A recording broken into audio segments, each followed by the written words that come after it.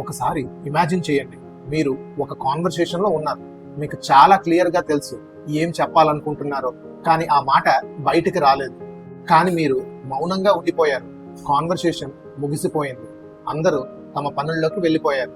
కానీ మీలో మాత్రం ఒకే ఆలోచన, అప్పుడు నేను మాట్లాడి ఉంటే.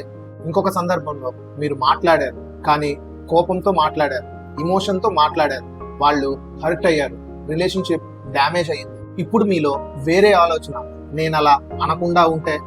ఒకటి చెప్పలేకపోయిన బాధ, మరొకటి చెప్పేసిన బాధ. మనలో చాలా మంది ఈ రెండు బాధల్లోనే జీవిస్తున్నాం. ఇంకా ఇంట్రెస్టింగ్ థింగ్ ఏంటంటే, ఇది కమ్యూనికేషన్ వల్ల వచ్చిన ప్రాబ్లం కాదు, కాన్ఫిడెన్స్ ప్రాబ్లం కూడా కాదు. ఇది ఇంకా డీపర్ ప్రాబ్లం. క్రూషియల్ కాన్వర్సేషన్స్ అనే పుస్తకంలో ఒక పవర్ఫుల్ అబ్జర్వేషన్ చెబుతారు. Almost every chronic problems in relationships, teams, organisations and even nations come down to crucial conversations. People either don't hold them or don't hold them well. ఒక relationship ఎంత హెల్దీగా ఉందో తెలుసుకోవాలంటే, ఒక ప్రాబ్లం ఐడెంటిఫై అయినప్పటి నుంచి అది సాల్వ్ అయ్యే వరకు ఎంత టైం పడుతుందో చూడండి. అక్కడే ఆన్సర్ ఉంటుంది. కానీ క్వశ్చన్ ఏంటంటే, మనం ఎందుకు ఫెయిల్ అవుతున్నాం? ఇక్కడ తెలుసుకోవాల్సిన ఇంకొక విషయం ఏంటంటే, మన బాడీ డిజైన్. ఎవరైనా మనకి చాలా ఇంపార్టెంట్ విషయాన్ని డిసగ్రీ చేస్తే, మన బాడీ దాన్ని ఫిజికల్ థ్రెట్ లా ట్రీట్ చేస్తుంది. లేదా క్యాజువల్ గా స్టార్ట్ అయిన ఏదైనా కాన్వర్సేషన్ లో ఆర్గ్యుమెంట్స్ స్టార్ట్ అయ్యేవనుకోండి, మన బాడీ అదొక థ్రెట్ లా రిజిస్టర్ చేస్తుంది. ఇమీడియట్లీ అడ్రినలిన్ హార్మోన్ రిలీజ్ అవుతుంది. బ్లడ్ బ్రెయిన్ లోని హయ్యర్ రీజనింగ్ సెంటర్స్ నుండి సర్వైవింగ్ సెంటర్స్ లోకి వెళ్తుంది. ఫైట్ చేయడానికి, ఫ్లైట్ తీసుకోవడానికి, వినడానికి కాదు, అర్థం చేసుకోవడానికి కాదు. అందుకే క్రూషియల్ కాన్వర్సేషన్స్ వచ్చినప్పుడు మనకి అత్యంత అవసరమైన స్కిల్ అంటే కామ్ థింకింగ్, అది టెంపరీగా డిసపియర్ అవుతుంది. అందుకే తర్వాత రీగ్రెట్ అవుతాం, అలా ఎందుకు అన్నాను, అప్పుడు ఎందుకు మాట్లాడలేకపోయాను. క్రూషియల్ కాన్వర్సేషన్ టైమ్స్ లో ఆల్మోస్ట్ అందరు మనుషులు రెండు ఎక్స్ట్రీమ్స్ లోకి వెళ్తారు. సైలెన్స్ లేదా వైలెన్స్. సైలెన్స్ అంటే నోరు తెరవకపోవడం మాత్రమే కాదు, ఇది 3 రూపాల్లో ఉంటుంది. మాస్కింగ్ అంటే నిజం తెలిసినా దాచిపెట్టడం, అవాయిడింగ్ అంటే టాపిక్ మార్చేయడం, విత్డ్రాయింగ్ అంటే కాన్వర్సేషన్ నుంచి తప్పించుకోవడం. వైలెన్స్ లో కూడా 3 రూపాలు ఉన్నాయి: కంట్రోలింగ్, లేబులింగ్, అటాకింగ్. ఇప్పుడు హానెస్ట్ గా మీరు ఏ కేటగిరీకి చెందినవారో ఆలోచించండి. సైలెన్స్ అయ్యేవారా లేదా ఎక్స్ప్లోడ్ అయ్యేవారా? నేను పర్సనలీ రెండూ చూశాను. అవసరమైనప్పుడు మాట్లాడలేదు, కొన్నిసార్లు మాట్లాడి రిగ్రెట్ ఫీల్ అయ్యాను. కానీ ఈ పుస్తకం ఒక లైఫ్ చేంజింగ్ లెసన్ ని నేర్పించింది. క్రూషియల్ కాన్వర్సేషన్స్ టైంలో ఫస్ట్ డ్యామేజ్ అయ్యేది మన బిహేవియర్ కాదు, మన వర్డ్స్ కూడా కాదు, మన మోటివ్. అవును, మన మోటివ్. షేక్స్పియర్ ఒక బ్యూటిఫుల్ లైన్ చెప్తాడు: the ice Cs everything except it self. మనకి వేరే వాళ్ళు ఎలా రియాక్ట్ అవుతారో కనిపిస్తుంది, వాళ్ళు ఎలా అగ్రెసివ్ గా బిహేవ్ చేస్తున్నారో కనిపిస్తుంది, కానీ మన మోటివ్ ఎలా మారిపోయిందో మనకి కనిపించదు.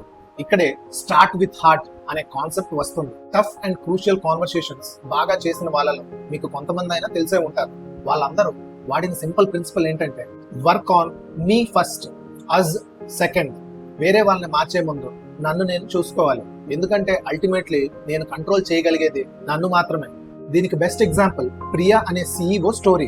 ఆమె 6 months నుంచి కాస్ట్ కటింగ్ క్యాంపెయిన్ నడుపుతుంది, కానీ రిజల్ట్స్ రావడం లేదు. అందుకే లీడర్స్ అందరినీ మీటింగ్ కి పిలిపించింది. మధ్యలో ఒక మేనేజర్ లేచి అడిగాడు, మీరు 6 months నుంచి కాస్ట్ కటింగ్ చేయమంటున్నారు, పేపర్ బోత్ సైడ్స్ యూజ్ చేయమంటున్నారు, ట్రావెలింగ్ తగ్గించుకోమంటున్నారు, కానీ మీన్ వైల్ మీరు ఒక కొత్త ఆఫీస్ ని కన్స్ట్రక్ట్ చేస్తున్నారు. ఫర్నిచర్ ఒక్కటే లక్షల్లో ఖర్చు అవుతుందని రూమర్ ఉంది. దాన్ని మీరు ఎలా జస్టిఫై చేస్తారు? రూమ్ మొత్తం సైలెంట్. 200 మంది మేనేజర్స్ ప్రియా వైపే చూస్తున్నారు.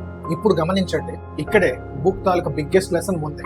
ప్రియా తన జా టైట్ గా చేసింది, హ్యాండ్ పోడియం ని గట్టిగా పట్టుకుంది, ఫింగర్ పైకి లేచింది. ఆమె ఇంకా ఒక్క మాట కూడా మాట్లాడలేదు, కానీ ఆమె మోటివ్ ఇప్పటికే మారిపోయింది. కొన్ని సెకండ్స్ ముందు ఆమె గోల్ కాస్ట్ కటింగ్, కానీ ఇప్పుడు గోల్ రివెంజ్, విన్, పనిష్. ఇదే మన అందరి లైఫ్ లో కూడా జరుగుతుంది కదా. ఒక క్రిటిసిజం, ఒక డిసగ్రిమెంట్, ఒక ఛాలెంజ్ చాలు మన గోల్ మారిపోతుంది. కాన్వర్సేషన్ ప్రాబ్లమ్ సాల్వ్ చేయడానికి కాదు, విన్ అవ్వడం కోసం అవుతుంది.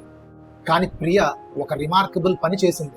ఆమె పాజ్ అయింది, ఒక డీప్ బ్రీత్ తీసుకుంది, తనని తాను ఒక క్వశ్చన్ అడిగింది: what do I really want? First answer వచ్చింది, ఈ వ్యక్తిని పబ్లిక్ గా ఎంబారెస్ చేయాలి. కానీ ఆమె మళ్ళీ అడిగింది, what do I really want? ఈసారి ఆన్సర్ హార్ట్ నుంచి వచ్చింది. ఈ 200 మేనేజర్స్ కాస్ట్ కటింగ్ ని సపోర్ట్ చేస్తూ బయటకు వెళ్ళాలి. ఆ ఒక్క ఆన్సర్ ఆమె కంప్లీట్ గా మార్చేసింది. Same room, same people, same question, కానీ మోటివ్ మారిపోయింది. అందుకే ఆ మేనేజర్ శత్రువులా కనిపించలేదు. ప్రియా అంటుంది, మీరు ఈ క్వశ్చన్ అడిగినందుకు థ్యాంక్ యూ, మీరు రిస్క్ తీసుకున్నందుకు థ్యాంక్ యూ, మనం దీని గురించి మాట్లాడాలి. ఆ తర్వాత ఆమె ప్రాజెక్ట్ ఓపెన్లీ డిస్కస్ చేసింది, ఆమె మిస్టేక్ అడ్మిట్ చేసింది, కాస్ట్స్ వెరిఫై చేయించింది, డిస్కషన్ జరిగింది. ఫైనలీ ప్రాజెక్ట్ కాస్ట్ హాఫ్ కి తగ్గించారు. మీటింగ్ సక్సెస్ఫుల్ అయ్యింది. ఆ తర్వాత ప్రియాని ఒక క్వశ్చన్ అడిగారు, ఆమె ఎలా కామ్ గా ఉండగలిగారు?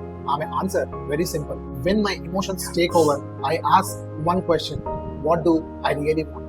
ఇక్కడే నాకు ఒక బిగ్గెస్ట్ ఇన్సైట్ వచ్చింది. మన ఎమోషన్స్ వచ్చినప్పుడు ఫస్ట్ ఆన్సర్ మన ఈగో నుంచి వస్తుంది, విన్ అవ్వాలి, ప్రూవ్ అవ్వాలి.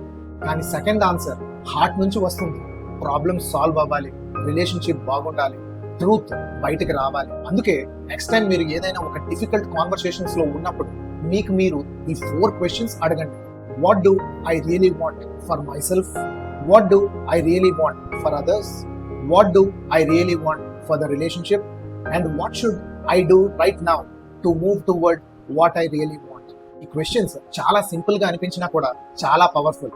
ఎందుకంటే ఇవి మన బ్రెయిన్ ని సర్వైవల్ మోడ్ నుంచి థింకింగ్ మోడ్ కి తీసుకెళ్తాయి. మీ బ్రెయిన్ సడన్లీ రియలైజ్ అవుతుంది, ఇది టైగర్ అటాక్ కాదు, ఇది ఒక సోషల్ ప్రాబ్లం. అప్పుడు మీ రీజనింగ్ తిరిగి వస్తుంది, క్లారిటీ తిరిగి వస్తుంది.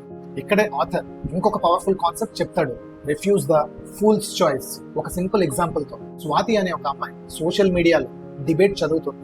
స్కూల్ కరికులం గురించి డిస్కషన్, అందరూ రెస్పెక్ట్ఫుల్ గా మాట్లాడుతున్నారు. కానీ శ్రద్ధ అనే లేడీ అగ్రెసివ్ గా మాట్లాడడం స్టార్ట్ చేసింది, ఇన్సల్ట్స్, అటాక్స్, స్ట్రాంగ్ లాంగ్వేజ్. అప్పుడు శ్వేతకి కూడా కోపం వచ్చింది. ఆమె పబ్లిక్ గా శ్రద్ధకి అటాక్ చేసింది. తర్వాత జస్టిఫికేషన్ కూడా ఇచ్చింది, I'm the only one Brave enough to tell the truth.